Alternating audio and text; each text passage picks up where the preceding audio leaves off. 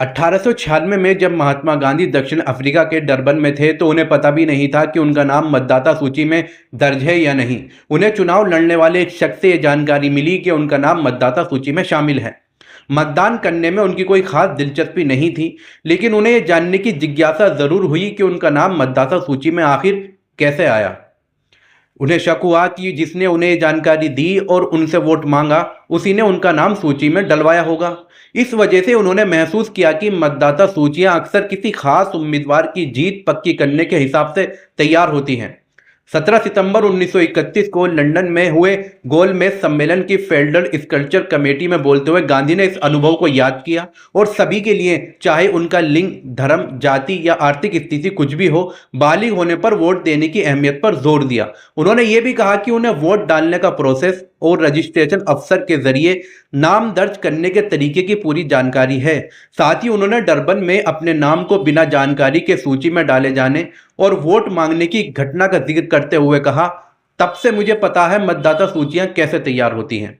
2025 में गांधी के 1931 वाले शब्द, मुझे पता है मतदाता सूचियां कैसे तैयार होती हैं, विशेष रूप से आजकल और खास हो जाते हैं, इसलिए कि गांधी ने बेंगलुरु सेंट्रल लोकसभा क्षेत्र के महादेवपुरा विधानसभा क्षेत्र की मतदाता सूची में धांधली का बड़ा खुलासा किया है। उनका आरोप है कि चुनाव आयोग ने बीजेपी को वोट चोरी में मदद की ताकि नरेंद्र मोदी प्रधानमंत्री बन सके।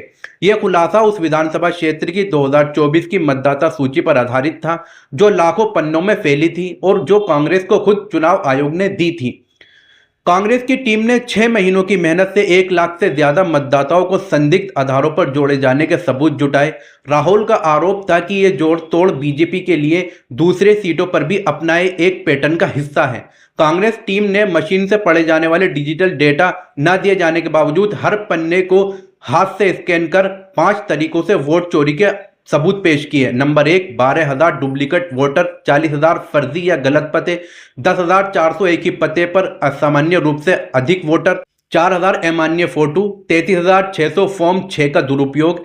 इस तरह कुल 1,02,50 फर्जी वोट सिर्फ एक विधानसभा क्षेत्र की सूची में शामिल थे। राहुल का दावा था कि इस मॉडल को कम से कम 25 लोकसभा सीटों पर अपनाया गया है और 2024 में मोदी की जीत इसी हेराफेरी का नतीजा है। जुलाई 2024 में एक संस्था ने एक रिपोर्ट जारी की थी जिसमें दावा किया गया था कि करीब 5 करोड़ वोटों की बढ़ोतरी ने बीजेपी एनडीए को कम से कम 76 सीटों पर फायदा पहुंचाया। इसी तरह 8 अगस्त 2024 को प्रभाकर परकला ने चेन्नई में 2024 क्या जनादेश चुराया है सब्जेक्ट पर भाषण दिया और पूरी प्रक्रिया समझाई। राहुल का खुलासा चुनाव आयोग के अपना दस्तावेजों पर आधारित था, लेकिन जांच का वादा करने के बजाय इलेक्शन कमीशन ने इसे भ्रामक कहकर खारिज कर दिया, वो भी बिना कुछ सबूत दिए। आयोग का यह कहना कि राहुल को रजिस्ट्रेशन ऑफ इलेक्टर्स रूल्स 1960 की धारा 20(3)(b) के तहत हलफनामा जमा करना चाहिए, लेकिन यह नियमों की गलत वजाहत है क्योंकि यह धारा सिर्फ प्रारूप मतदाता सूची पर आपत्ति के लिए लागू होती है, न कि अंतिम सूची पर आधारित किसी खुलासे के लिए।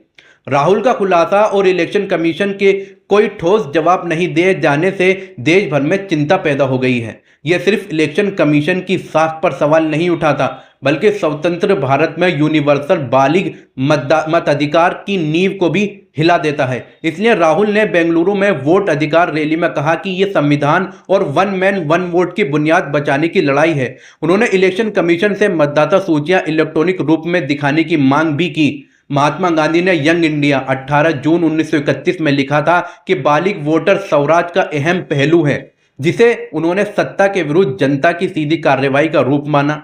मतदाता सूचियों में हेराफेरी करके वोट चोरी करना जनता की इस ताकत को कमजोर करता है।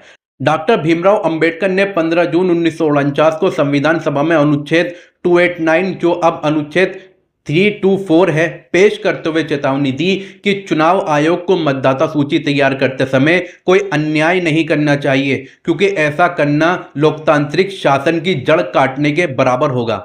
इसलिए चुनाव आयोग को राहुल गांधी के खुलासे पर कार्रवाई करके मतदाता सूचियों में हुई कथित गलतियों को सुधारना चाहिए ताकि गांधी और अंबेडकर के विजन की रक्षा हो सके।